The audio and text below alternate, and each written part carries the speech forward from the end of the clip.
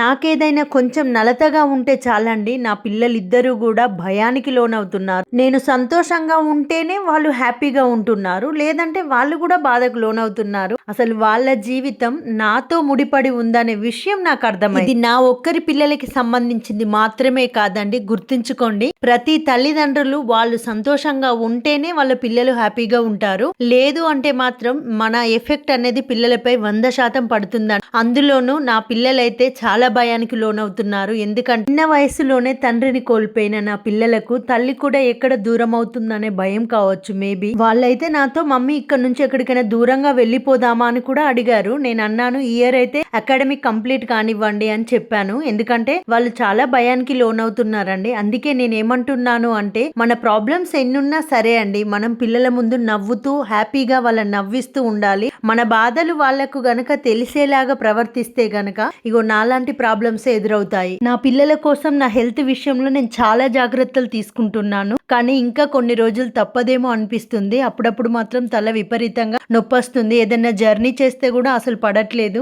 వచ్చిన తర్వాత నేనైతే ఘోరంగా టైర్డ్ అయిపోతున్నాను. అప్పుడు హాస్పిటల్స్ చుట్టూ తిరిగినప్పుడు నాకేం తెలియలేదండి, కానీ ఇప్పుడు మాత్రం నరకం అనుభవిస్తున్నాను. ఆ టైర్డ్నెస్ అంతా ఇప్పుడు నాకు తెలుస్తుంది. ఇంకా నాకు మొన్న ఫిట్స్ వచ్చినప్పటి నుంచి అయితే విపరీతమైన నరకం అనుభవిస్తున్నా. నాకు తెలియకుండానే తలలో ఒక రకమైన నొప్పి స్టార్ట్ అవుతుంది. అసలు తల ఓ పక్క ఊసి కింద పడ్డట్టే అవుతుంది.